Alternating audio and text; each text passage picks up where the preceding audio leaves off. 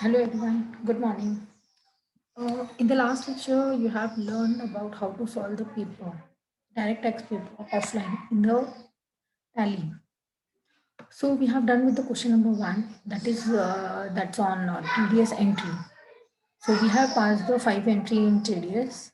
So we have remaining only with question number two. So that will solve by today. Okay, so question number two is saying that on the basis of following information, you have to find the ITR. सो उसके लिए आपको क्या करना पड़ेगा, उसके लिए आपको पूरा क्वेश्चन रीड करना पड़ेगा। क्वेश्चन रीड करने के बाद आप क्वेश्चन पढ़ने के बाद आप देखिए कि कौन सा आईटीआर इसमें जाएगा। उसके हिसाब से आप वो आईटीआर का ऑफलाइन यूटिलिटी फॉर्म आप डाउनलोड करोगे। उसके बाद आपको फिलअप करके अपलोड करना है। सो इट्स ये आपको 20 मार्क्स के लिए कवर अप करेगा।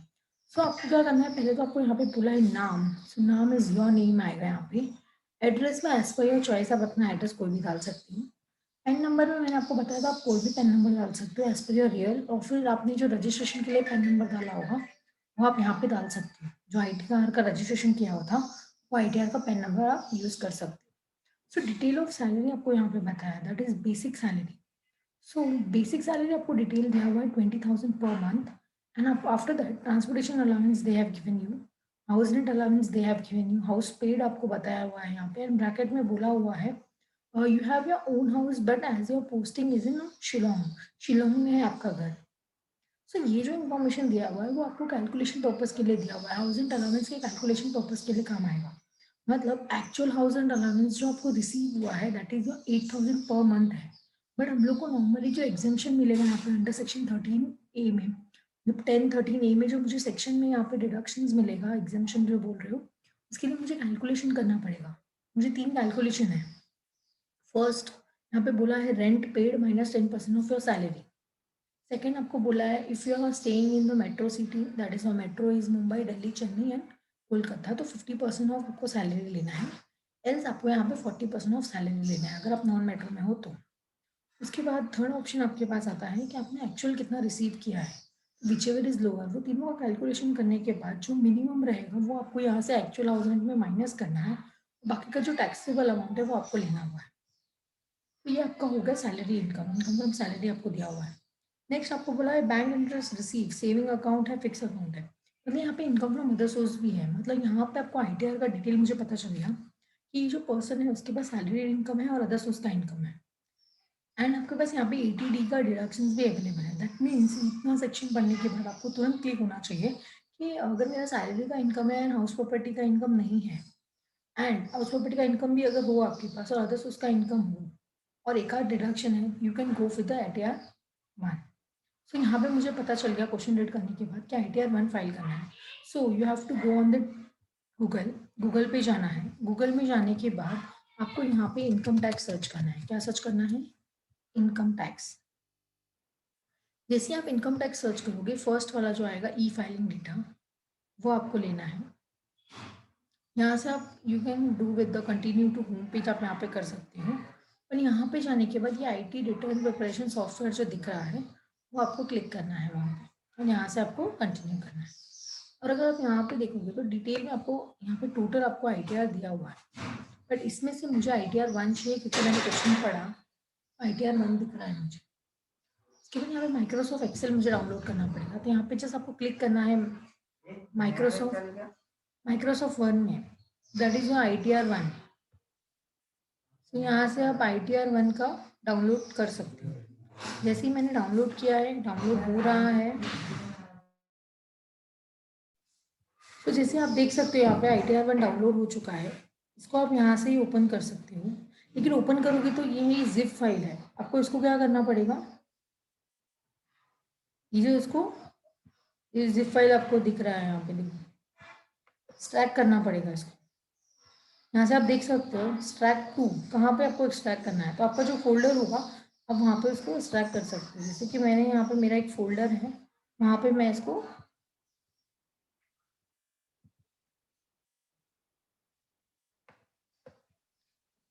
ठीक है, यहाँ पे मैंने इसको डाल दिया। ठीक है, तो यहाँ पे हो गया है। इसको अब वापस जाके आप अपने फोल्डर से चेक कर सकते हो कि आपका जो फोल्डर होगा वो कहाँ पे है, वो आप जाके वहाँ पे देख लीजिए। ये देखो ये वाला फाइल आपको मिलेगा यहाँ पे, दिस वन ITR1 जो मुझे दिख रहा है उसको ओपन करना है। ओपन करने के बाद आपको एक्सेल शीट देखना है।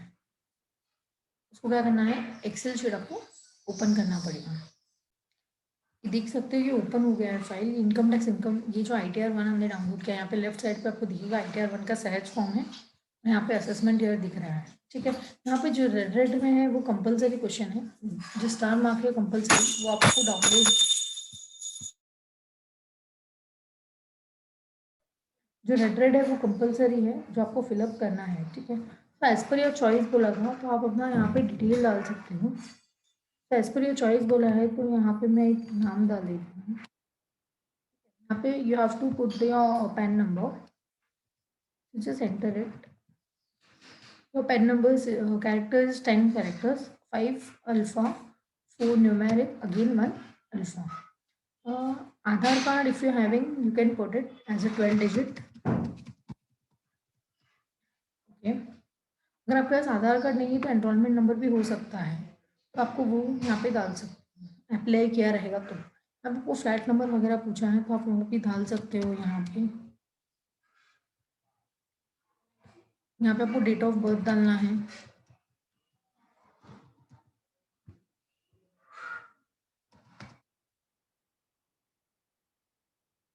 जो रेड रेड है वो आपको कंपलसरी फिलअप करना है यहाँ पे। आपको क्वेश्चन में बोला था कि आप अपने मन का ले सकते हो, यहाँ पे जब अगर आप अपने मन का ले सकते हो तो ये सब डिटेल आपको फटाफट फिल करना पड़ेगा डाउनलोड करने के बाद। ठीक है,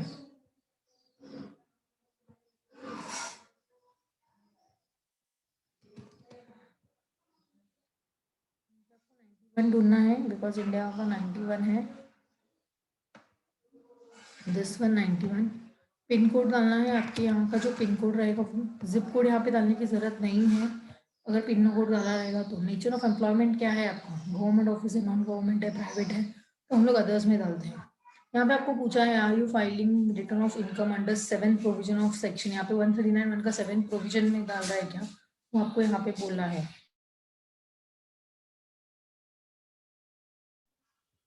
तो यहाँ पे आपको बताना है 7th प्रोविजन बोल रहा है कि मतलब आपने एक पीरियड दिया हुआ है आपको, क्या वो पीरियड में आपने डिपॉजिट किया हुआ है क्या, वो आपका अमाउंट 1 करोड़ के ऊपर जा रहा है क्या, हमारा इतना कुछ भी ट्रांजेक्शन नहीं है, तो उसको आप नो करके आगे बढ़ सकते हो।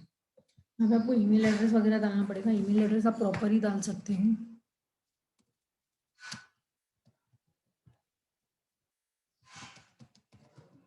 आपका जो पैन ईमेल एड्रेस होगा वो आप डाल सकते हो। यहाँ पे आपको मोबाइल नंबर डालना है, मोबाइल नंबर आपका जो है वो आप डाल दीजिए। ठीक है, मोबाइल नंबर डाल दिया, उसके बाद आपको यहाँ पे क्या करना पड़ेगा, जैसे कि देखो आपको डिटेल आया है, यहाँ पे ग्रॉस सैलरी आपको पूछ रहा है, आप यहाँ पे सिर्फ ग्रीन सेल फिलअप कर सकते हो, only green cell you can fill up. तो वो टोटल लेके व्हाइट सेल में बताएगा। जैसे आपको यहाँ पे बोला है salary as per section 17(1), salary का मीनिंग आपको बताया है 17(1) में उसका मीनिंग है, आपको यहाँ पे सैलरी का अमाउंट डालना है कि सैलरी का अमाउंट कितना है। रीड कर लीजिए, क्वेश्चन में आपको बताया होगा कि उसका अमाउंट कितना है। बेसिक सैलरी आपको बोला है 20,000 पर मंथ, तो 20,000 इंटू 12 कर दीजिए, कितना आ जाएगा, 2,40,000 यहाँ पे अमाउंट आ जाएगा। उसके बाद पूछा है कि वैल्यू ऑफ परक्यूजिट कुछ मिल रहा है क्या, नहीं, वैल्यू ऑफ परक्यूजिट कुछ भी नहीं है। वैल्यू इन लिeu ऑफ सैलरी कुछ मिल रहा है क्या, नहीं, वो भी नहीं है। उसके बाद ये सैलरी में से आपके पास allowances to the exempt up to 10, under section 10 के अंदर कोई अगर अलाउंसेस है तो आप यहाँ से माइनस कर सकते हो। अगर हमारे पास जो अलाउंसेस होते हैं, जो डिडक्शंस मुझे मिलने वाले हैं वो और अलाउंसेस मिल रहे हैं, वो आपको यहाँ से माइनस करना है। तो लेकिन जितना एग्जाम रहेगा उतना ही आप यहाँ से माइनस कर सकते हो। मतलब अभी आपको क्या करना पड़ेगा, अभी यहाँ पे आपको टोटल अमाउंट बताना पड़ेगा कि टोटल अमाउंट कितना है आपका। ठीक है, तो यहाँ पे हम लोग क्या करेंगे, हम लोग टोटल अमाउंट में ले लेंगे, सेक्शन यहाँ पे हम लोग ने ले लिया, यहाँ पे हम लोग बता देंगे कि कितना एग्जामेशन अमाउंट है, बाकी का हमारा टैक्सेबल में जाएगा। तो हम लोग क्या करते हैं, यहाँ पे सैलरी जो बता रहे हैं हम, जो सैलरी बोला है यहाँ पे हम लोग को टोटल सैलरी बताना पड़ेगा। मतलब अभी आप क्या करोगे, यहाँ पे आप सिलेक्ट कीजिए, पहले यहाँ पे सिलेक्ट के अंदर जाके आप देख सकते हो कि आपके कौन से अलाउंसेस आपको मिले हुए हैं। यहाँ पे अलाउंसेस के अंदर अगर आप जाओगे तो लीव ट्रैवल अलाउंसेस दिया हुआ है, रेम्यूनरेशन अलाउंस दिया हुआ है, अलाउंसेस परक्यूजिट, मतलब अगर आपको यहाँ पे कोई परक्यूजिट मिल रहा है, परक्यूजिट मिल रहा है तो आप ले सकते हो। डेथ अराउंड मतलब अर्न लीव एंड कैशमेंट अगर आप ले रहे हो। Second amount receive voluntary retirement है। Tax paid by employer as a non monetary purpose, मतलब प्रोफेशनल टैक्स अगर आपके एम्प्लॉयर ने पे किया होगा तो आप यहाँ पे वो भी बता सकते हो। Allowances to meet the expenses on house rent, देखो हाउस रेंट दिया हुआ है यहाँ पे 13 ए, मैंने आपको जो सेक्शन बताया था, तो आप यहाँ से वो भी इतना माइनस कर सकते हो। ठीक है, आप माइनस तभी कर सकते हो जब आपने अमाउंट ऐड ऑन किया रहेगा आपके सैलरी में। तो हम लोग क्या करते हैं यहाँ पे इतना अमाउंट, ये सेक्शन हम लोग यहाँ पे ले लेते हैं, लेकिन उसके लिए आपको पहले यहाँ पे टोटल लेना पड़ेगा। टोटल मतलब कितना, आप क्वेश्चन जरा चेक करना, ये आपका टोटल से यहाँ पे देखो सेक्शन दिया हुआ है। बेसिक सैलरी 20,000 हमको लेना है। ट्रांसपोर्टेशन अलाउंस, सी अभी ट्रांसपोर्टेशन अलाउंस पे हम लोग एग्जाम्पशन नहीं देंगे। पहले मुझे क्या होता था 1,600 पर मंथ के हिसाब से 19,200 पूरे साल का मुझे एग्जाम्पशन लिमिट मिलता था, लेकिन अभी क्या होगा, एग्जाम्पशन लिमिट नहीं मिलेगा। क्यों? बिकॉज हम लोग यहाँ पे 50,000 का स्टैंडर्ड डिडक्शन नहीं पूरा ऐड ऑन करना है। तो आप यहाँ पे एक चीज कर सकते हो कि 20,000 प्लस 2,000 प्लस 8,000, बिकॉज ये पर मंथ दिया है तो तीनों को ऐड ऑन करके आप इंटू 12 कर दीजिए, टैक्सेबल अमाउंट आपका हो जाएगा। तो यहाँ पे कितना हो गया आपका 20,000 प्लस 2,000, 22,000 प्लस 8,000, टोटल इज 30,000। तो अभी यहाँ पे आप 30,000 इंटू 12 यहाँ पे आप कर सकते हो। तो जैसे ही आपने यहाँ पे जो भी अमाउंट किया रहेगा, आपका जो भी अमाउंट आ रहा है यहाँ पे, तो आपको यहाँ पे क्या करना पड़ेगा, टोटल अमाउंट में आपको उसको लेके बताना पड़ेगा। उसके बाद हम लोग क्या करेंगे, इसका कैलकुलेशन पर्पज से यहाँ से हम लोग माइनस कर देंगे। ठीक है, तो यहाँ पे आप देख सकते हो, जैसे मैंने आपको टोटल बताया 30,000 आ रहा है, इंटू 12 करना है हमको, तो 12 3 36, तो 3,60,000 आपका यहाँ पे ये अमाउंट आ जाएगा। ओके, सो आपका अमाउंट आ रहा है, तो यहाँ पे आप क्या कर सकते हो, 3,60,000 आप यहाँ पे ले सकते हो। ठीक है, सो आपका यहाँ पे टोटल अमाउंट 3,60,000 आया, लेकिन वो 3,60,000 में एग्जाम्पशन कितना है वो आपको यहाँ से माइनस करना पड़ेगा। हम लोग माइनस तभी कर सकते हैं बिकॉज यहाँ पे बोला है जितना एक्सटेंड आपका जितना एग्जाम रहेगा उतना ही आप यहाँ से माइनस कर सकते हैं। आपको क्या करना पड़ेगा, यहाँ से अमाउंट माइनस करना है, तो उसके लिए आपको कैलकुलेशन चेक करना पड़ेगा। कैलकुलेशन आप कीजिए, क्योंकि 3 अमाउंट बोला था मैंने आपको। पहले तो आप क्या करोगे, आपकी सैलरी का 20, हाँ पहले आप क्या करो, इसका वर्किंग नोट चाहिए तो मैं आपको बता देती हूँ यहाँ पे सोल्यूशन बता के। यहाँ पे न्यू पेज ओपन करके मैं आपको जस्ट कैलकुलेशन बता देती हूँ, हाउस रेंट अलाउंस का कैलकुलेशन। उसमें आपको फर्स्ट पॉइंट बोला है, फर्स्ट पॉइंट क्या बोला है, rent paid minus 10% of salary. यहाँ पे सैलरी का मतलब है बेसिक प्लस डीए दोनों लेना है, राइट। ठीक है, तो यहाँ पे आप देख लो रेंट पेड आपने कितना किया हुआ है। यहाँ पे आपको बताया है house rent paid 6,500 per month है। हमें आप क्या करोगे, 6,500 इंटू 12 आपको यहाँ पे करना है, क्या करना है, इजिकल टू करके 6,500 इंटू 12 किया हमने, 6,500 इंटू 12 ये किया, माइनस ये जो अमाउंट आ रहा है उसमें आपको क्या करना है, माइनस करना है, माइनस ओपन ब्रैकेट, क्या करने को बोला मैंने, open bracket, because 10% of salary minus करना है मुझे। तो अभी मैं क्या करूंगी, यहाँ पे सैलरी का अमाउंट कितना है, आपको 20,000 पर मंथ बोला है, तो अब 2,40,000 आप ले लीजिए। मैंने रेंट को देखो, रेंट को इंटू 12 किया है, इसके लिए यहाँ पे भी मैं सैलरी का पूरे मंथ पूरे ईयर का अमाउंट ले रही हूँ, दैट इज 2,40,000 का अमाउंट है, मल्टीप्लाई बाय 10%, ब्रैकेट क्लोज, जो भी आएगा आप एंटर कर दीजिए। तो टोटल अमाउंट आया 54,000। तो ये जो 54,000 आया वो मेरा एक अमाउंट हो गया। सेकेंड कंडीशन बोल रहा है मेट्रो रहेगा 50%, आप एक्सेल का फॉर्मूला भी अप्लाई कर सकते हो, वो जो हम लोग नॉर्मली करते हैं, बट यहाँ पे मैं आपको एक्सेल नहीं सिखा रही, तो मैं उसको नहीं बताऊंगी। ठीक है ना, नहीं तो वो भी आप अप्लाई कर सकते हो अगर आपको पता है। तो यहाँ पे मेट्रो है कि कैसे पता चलेगा, मेट्रो मतलब 4 चीज़ें, मुंबई, दिल्ली, चेन्नई एंड कोलकाता। यहाँ पे अगर आप क्वेश्चन रीड करोगे तो यहाँ पे आपको शिलोंग बोला है, शिलोंग यहाँ पे आया, मेघालय के आसपास आया, यहाँ पे नहीं आया, मतलब ये 4 मेट्रो सिटी नहीं है। तो यहाँ पे आपको क्या करना पड़ेगा, सैलरी का 40% लेना पड़ेगा। यहाँ पे आप कैलकुलेशन कर लीजिए, is equal to 2,40,000 into 40%. Just if you'll do the enter, you will get a one amount over there, that is 2,40,000 का 40% you have to charge. Okay, so यहाँ पे आपको you will get a 96,000 amount over here. Okay, so next third is how much you have received actually, that is HRA received, actual amount received you can say.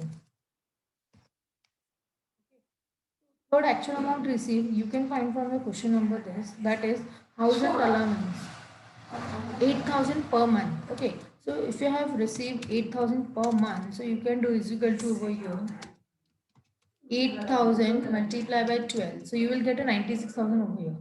That means you can say that if you have received 96,000 and out of that यहाँ पे आपको देखना है कि whichever is lower.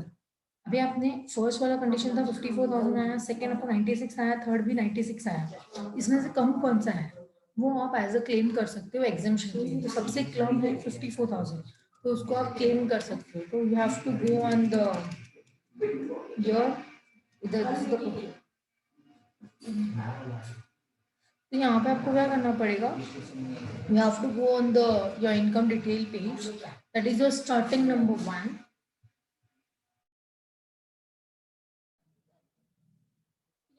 क्या करना पड़ेगा, allowances to meet the expenditure यहाँ पे जो रहेगा वो आप यहाँ पे ले सकते हैं.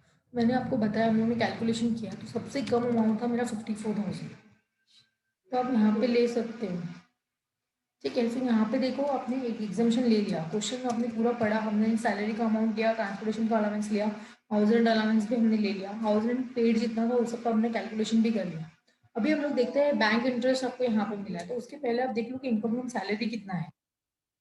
यहाँ पे देख लो आपका नेट सैलरी जो आया वो 3,06,000 आया. डिडक्शन देखो, स्टैंडर्ड डिडक्शन 50,000 वो ऑटोमेटिक ले रहा है, वो आप यहाँ पे ले सकते हो. एंटरटेनमेंट अलाउंस यहाँ पे नहीं मिलेगा बिकॉज हम लोग ने एम्प्लॉयमेंट में, नेचर ऑफ एम्प्लॉयमेंट में अदर लिया है. अगर गवर्नमेंट लिया होता तो ये अनलॉक हो जाता, जो लॉक है. प्रोफेशनल टैक्स यहाँ पे आप नहीं एंटर कर सकते क्योंकि नहीं आपने फिलअप किया है, आपके पास नहीं है. बिकॉज यहाँ पे आपको बताना पड़ेगा, अगर प्रोफेशनल टैक्स होता तो आप यहाँ पे पहले बताते फिर यहाँ से ले लेते. अगर आपके पास हाउस प्रॉपर्टी है तो हम यहाँ पे इंटर कर सकते हैं, बट ये सब में हमारे पास हाउस प्रॉपर्टी नहीं है, तो हम लोग directly income from mother source में जाएंगे. तो इनकम फ्रॉम मदर सोर्स में ये जो ग्रीन सेल है वहाँ पे आप फिलअप कर सकते हैं. बड़ी जो इनकम फ्रॉम मदर सोर्स का टोटल यहाँ पे आपको दिखेगा. ठीक है, तो यहाँ पे पहले आपको सिलेक्ट करना पड़ेगा कि कौन सा इनकम आपको मिला है. तो इंटरेस्ट फ्रॉम सेविंग अकाउंट भी है आपके पास, तो सेविंग अकाउंट कितना है 12,098, तो आप यहाँ पे अमाउंट डाल दीजिए 12,098 रुपीज़. नेक्स्ट आपको बोला है फिक्स डिपॉजिट के ऊपर भी आपने इंटरेस्ट अर्न किया है, तो यहाँ से आप फिक्स डिपॉजिट भी ले लीजिए. ये देखो, ये डिपॉजिट जो आपको दिख रहा है वो आप यहाँ से ले सकते हो. कितना अमाउंट बोला है 9098 बोला है, तो you can put it 9098 over here. तो यहाँ पे देखो उसने टोटल ले लिया इनकम फ्रॉम मदर्स, तो उसमें 21,000 है 196. बट आपको ये जब याद लिख रहे हो तो आपको याद होना चाहिए कि इंटरेस्ट फ्रॉम सेविंग अकाउंट 80 का बेनिफिट भी है, आप डिडक्शन भी ले सकते हो अंडर सेक्शन 80 में. फिक्स डिपॉजिट का डिडक्शन आपको नहीं मिलेगा. अगर वो सीनियर सिटीजन होता तो 80 में मिल भी जाता, बट नहीं मिलेगा. तो यहाँ पे आपको डिडक्शन में आना है, और क्वेश्चन में डिडक्शन कुछ बोला है क्या, डिडक्शन में ये बोला है मेडिकल प्रीमियम, तो मेडिकल प्रीमियम का टोटल अमाउंट आप ले सकते हो, बिकॉज यहाँ पे आपको चिल्ड्रन के लिए भी बोला है और पेरेंट्स के लिए भी बोला है.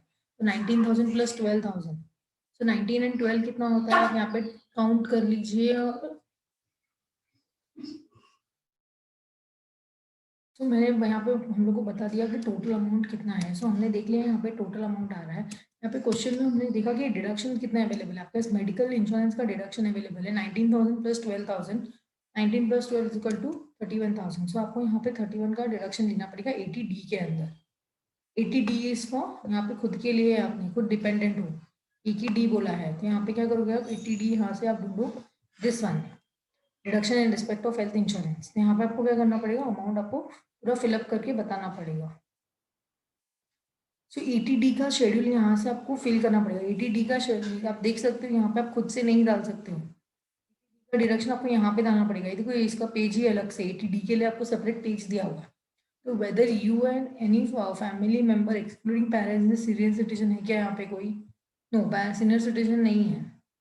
अगर सीनियर सिटीजन नहीं है तो भी आपने कुछ मेडिकल इंश्योरेंस पे किया है क्या, तो आप यहाँ पे बता दीजिए 1000 पे किया है, वो ऑटोमेटिक पॉपुलेट करेगा वहाँ पे. तो हेल्थ इंश्योरेंस बता दीजिए. सेल्फ एंड फैमिली रहेगा तो यहाँ पे डाल दीजिए. सेल्फ एंड फैमिली में कितना बोला है 19,000 बोला है. ठीक है, प्रिवेंटिव जाएगा फिर सेल्फ एंड फैमिली अगर सीनियर सिटीजन है तो. फिर हेल्थ इंश्योरेंस यहाँ पे उसके नीचे का अलग बताया हुआ है आपको, पेरेंट्स के लिए यहाँ पे बताया, ठीक है। यहाँ पे अलग से उसके बाद आपको बोला medical insurance claim, whether any one of your parents in senior citizen है क्या, अगर आपको कोई पेरेंट्स सीनियर सिटीजन है क्या, नहीं पेरेंट्स सीनियर सिटीजन नहीं है, तो पेरेंट्स के लिए भी आपने इंश्योरेंस निकाला है क्या, यस आपने निकाला है, कितना निकाला है वो आपका क्वेश्चन बताएगा, आपको कितना बोला है पेरेंट्स के लिए 12,000 बोला है, तो अब 12,000 यहाँ पे आप अमाउंट डाल सकते हैं। तो यहाँ पे आपने टोटल अमाउंट यहाँ पे एंटर कर दिया, तो उसने ऑटोमेटिक यहाँ पे अमाउंट ले लिया है, ठीक है। तो यहाँ पे अपने अमाउंट लिया है, तो अभी आप क्या करोगे, नॉर्मली इनकम टैक्स के डिटेल में आप जाके यहाँ पे देख सकते हो, उसने ऑटोमेटिक यहाँ पे अमाउंट ले लिया है। हम लोग को 80 TTA का बेनिफिट देना है। 80 TTA का जो बेनिफिट है वो कहाँ जाएगा, सेविंग अकाउंट का लिया हुआ है, दैट इज यहाँ पे। तो यहाँ पे आपको पूरा अमाउंट डालना है कि जितना लिया हुआ है, दैट इज 12,098 रुपीज आपको टोटल लेना है, बट उसको मालूम है कि maximum limit you can claim as a 10,000 rupees only, तो यहाँ पे आपने 10,000 ले लिया, तो आपको इतना ही फिलअप करना है, दैट्स इट। अगर कुछ एग्जेम्पशन लिमिट होगा, एग्जाम यहाँ पे आप बता सकते हो, तो टोटल इनकम कितना हो गया, तो आपको 2,43,200 आपका टोटल इनकम हो गया, मतलब कि आपका इनकम कुछ भी नहीं है।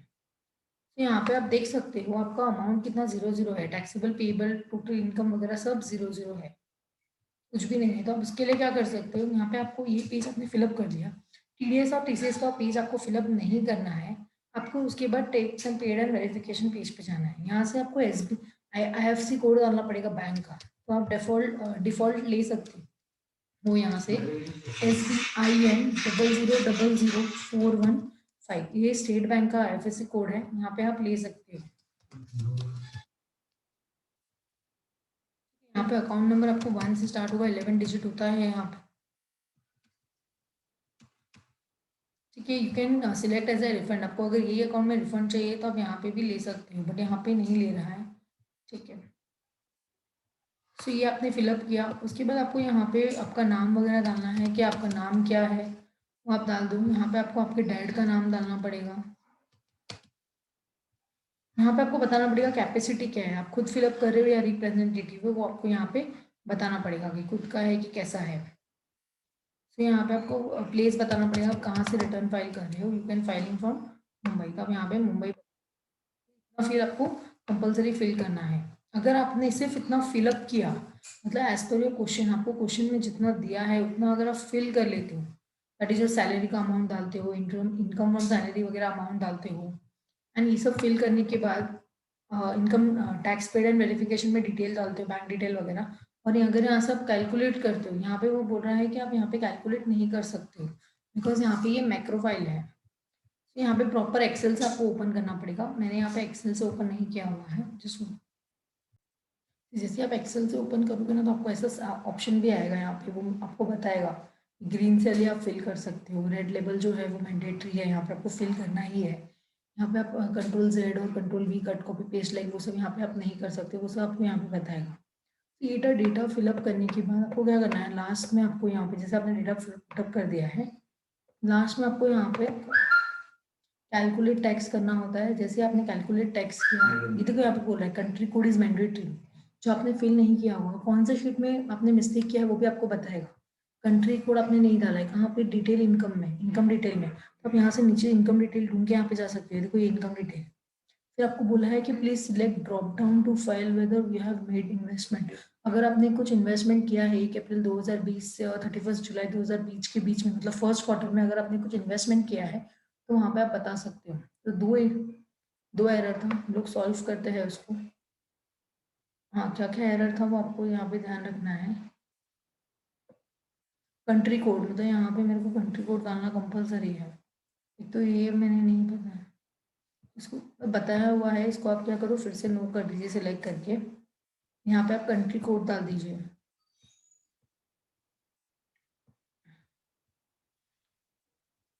समटाइम आपको ऐसा होगा कि आपने फिल किया हुआ है फिर भी वो आपको एरर शो कर रहा है, देखो यहाँ पे वो बता रहा है स्टेट इज मैंडेटरी, मतलब आपको सब फिर से करना पड़ेगा। यहाँ पे तो कोई डाला ही नहीं है मैंने, स्टेट कौन सा है, तो स्टेट आपको यहाँ पे बताना पड़ेगा, दैट इज 19, जो महाराष्ट्र का है वो आपको यहाँ पे डाल के बताना पड़ेगा। फ्लोर वगैरह बताया हुआ है,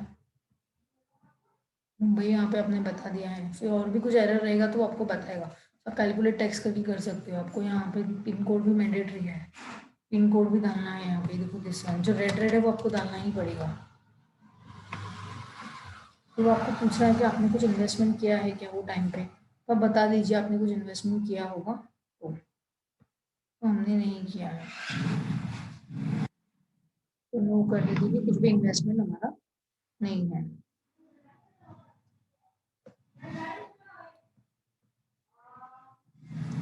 Please select drop-down in file whether you have made any investment in part B of the chapter 6A। यहाँ पे chapter 6A का part B आपको पूछ रहा है इनकम डिटेल में, तो आपको ढूंढना पड़ेगा।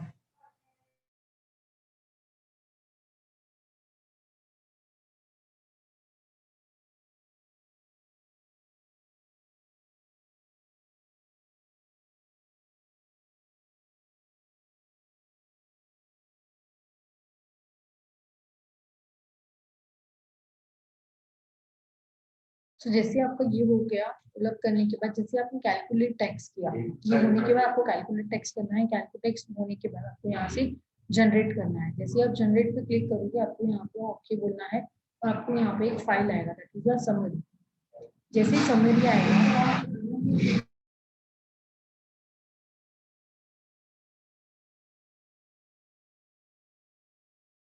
जैसे आपने समरी आएगा आपको यहाँ पे क्या करना है, अपलोडिंग के लिए रेडी करना है। मैंने यहाँ पे आपको कैलकुलेट टैक्स कर लिया है। कैलकुलेट टैक्स करने के बाद यहाँ पे मेरे को जनरेट एक्सएमएल भी करना है, तो जनरेट एक्सएमएल भी हो चुका है। ठीक है, सी यहाँ पे अगर मैं कैलकुलेट टैक्स कर रही हूँ तो वहाँ पे एक एरर आ रहा है, तो वो बोल रहा है यहाँ पे आपने फिल नहीं किया है। जो पार्ट सी पूछ रहा है दैट इज अ कंपलसरी है ये भी फिल करना, that is you have made any investment deposit और नॉट। ये बीच में आपने डिपॉजिट किया है या नहीं। अगर आपको डिडक्शन लेना है तो आपको ये वाला आंसर देना जरूरी है, हाँ या ना, यहाँ पे आपको बताना पड़ेगा। तो अगर आप येस है तो आप उसको डिटेल डाल के आपको बताना पड़ेगा, अगर नहीं है तो आप डिटेल डाल दीजिए। अगर आपने कुछ इन्वेस्टमेंट किया होगा तो, अगर आपने नो किया है तो भी चलेगा, इन्वेस्टमेंट नहीं किया होगा तो। उसके बाद आप यहाँ से कैलकुलेट टैक्स कर दीजिए। जैसे आप कैलकुलेट टैक्स करोगे दूसरा पेन इन वेरिफिकेशन शीट, यहाँ पे आपने पेन नंबर नहीं डाला है, आपको पेन नंबर यहाँ पे आपको कंपलसरी डालना है। वेरिफिकेशन कोड में यहाँ पे आपको डालना पड़ेगा, जस्ट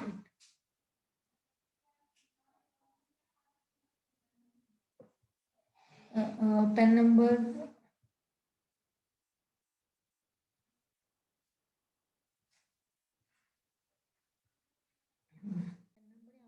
चेक कर लिया, यहाँ पे पेन नंबर भी अवेलेबल है। अगर समटाइम्स पेन नंबर डालने के बाद अगर कुछ एरर आता है तो आप फोर्थ कैरेक्टर यहाँ पे पी डाल सकते हो। फोर्थ कैरेक्टर आपको यहाँ पे पी डालना है तो वो ले लेगा fourth character, that is your PAN number. Okay, उसके बाद आप यहाँ से ही क्या कर सकते हो, कैलकुलेट टैक्स कर सकते हो जो यहाँ पे आपको दिया हुआ है। जैसे आप कैलकुलेट टैक्स करोगे यहाँ पे 100% आया, मतलब यहाँ पे सब आपका क्लियर हो गया है। अभी आप जाके चेक कर सकते हो, आपका यहाँ पे देखो अमाउंट कितना आना चाहिए और कितना आ रहा है। तो अमाउंट सिर्फ 0 0 आ रहा है क्योंकि उतना आपका टैक्सेबल इनकम नहीं है। यहाँ से आपको जनरेट करना है एक्सएमएल फाइल। जैसे आप जनरेट पे क्लिक करोगे कैलकुलेट करने के बाद, यहाँ पे वो पूछ रहा है प्लीज वेरीफाई, तो आपको वेरीफाई करना कंपलसरी है। यहाँ पे तो कोई एक्सएमएल आया है, समरी आया है ये आपका। समरी आप देख सकते हो, आपको फुल नेम है, पेन नंबर है, डैड का नाम है, यहाँ पे पेन नंबर है, पूरा दिया हुआ है। अगर आपका एक भी टीडीएस डिडक्ट नहीं हुआ है इसके लिए यहाँ पे नहीं दिखा रहा है, 0 0 ही दिखा रहा है। अगर आपका टीडीएस डिडक्ट हुआ होता तो दिखाता है। यहाँ से आपको सेव करना है। सेव करने के टाइम पे देखो यहाँ पे एरर आ रहा है, समटाइम्स ये एरर आता है। ठीक है, समटाइम्स ये आपका हो जाता है। अगर आप जैसे ही सेव एक्सएमएल करोगे आपका हो जाएगा। यहाँ पे मैंने आपको सिर्फ एरर दिखाने के लिए बताया है सेव एक्सएमएल। मेरा सेव एक्सएमएल हो चुका है। एक्सएमएल करने के बाद मुझे यहाँ पे अपलोड करना है, तो अपलोड करने के लिए आपको लॉगिन करना पड़ेगा इनकम टैक्स की साइट को। से आप देख सकते हैं यहाँ पे एक्सएमएल फाइल जनरेट हो चुका है, यहाँ पे एक्सएमएल डॉक्यूमेंट दिख रहा है, इसको आपको अपलोड करना है।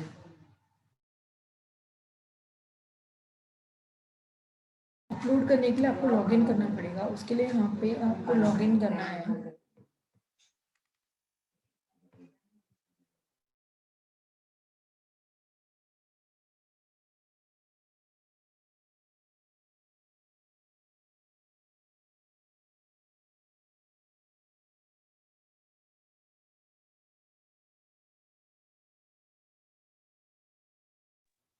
सो गूगल पे जाके आपको इनकम टैक्स सर्च करना है और इनकम टैक्स सर्च करने के बाद आपको यहाँ लेफ्ट साइड, यहाँ पे राइट साइड पे आपको लॉगिन दिखेगा, तो वहाँ पे क्लिक करना है और यहाँ पे यूजर नेम में आपको पैन नंबर डालना है और यहाँ पे आपका जो पासवर्ड रहेगा वो आप एंटर कर सकते हो।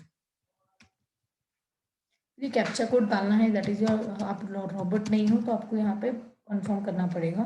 आप ओके कर दीजिए यहाँ पे पासवर्ड। हाँ,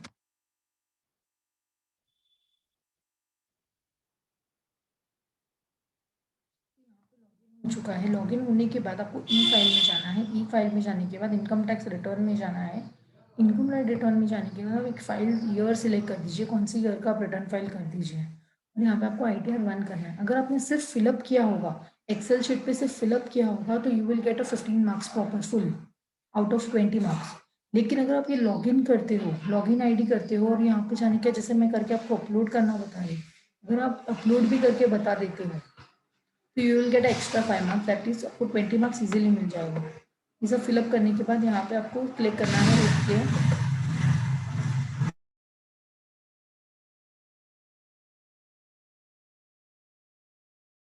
तो एक सिलेक्ट करने के बाद यहाँ से आपको आधार OTP सिलेक्ट करना है और यहाँ से आपको कंटिन्यू करना है। जैसे आप कंटिन्यू करोगे, कंटिन्यू करने के बाद यहाँ से आपको फाइल चूज करना है। जैसे आप फाइल चूज करोगे, यहाँ से आपने फाइल जहाँ पे सेव किया होगा वहाँ पे जाके आपको ढूंढना पड़ेगा कि आपने कहाँ सेव किया है। तो मेरा यहाँ पे ITR के अंदर ये XML फाइल था, तो आपको XML फाइल यहाँ से लेना है और यहाँ पे आपके मोबाइल नंबर पे OTP आया होगा, तो जो आप एग्जैक्टली आपके इसमें OTP आया होगा वो आपको डालना है और यहाँ से आपको सबमिट करना है। जैसे आप सबमिट करोगे you will get a 5 marks easily यहाँ पे आपको मिल जाएगा। यहाँ पे एरर आया है अभी फिलहाल, अगर ऐसा एग्जाम में भी आपको एरर आता है तो आप एग्जामिनर को शो कर सकते हो, तो आपको 5 मार्क्स भी मिल जाएगा। दैट मीन यहाँ पे आपको समझेगा कि ये जो एरर आया है आपने ट्राई तो किया है कम से कम, उनको ये समझ। अगर आपने ये एग्जामिनर को दिखा दिया तो उसको लगेगा आपने ट्राई किया है, तो आपको फुल मार्क्स मिल जाएगा। So you will gate easily 20 out of 20। Okay, sometimes ये किसी किसी को एरर नहीं आएगा, अपलोड हो जाएगा सक्सेसफुली, किसी किसी को ये एरर आ सकता है। ठीक है, ये समटाइम्स ये एरर इसलिए भी आता है कि आपका पैन नंबर अगर प्रॉपर नहीं होगा तो मतलब कुछ एरर रहेगा अगर आपके ITR में, तो भी एरर आ सकता है इशू। मेरे यहाँ पे अगर मैं एक्सेल शीट आपको बताऊँ तो यहाँ पे मेरा क्या एरर था वो भी मैं आपको बता देती हूँ, मैंने एरर क्या बताया।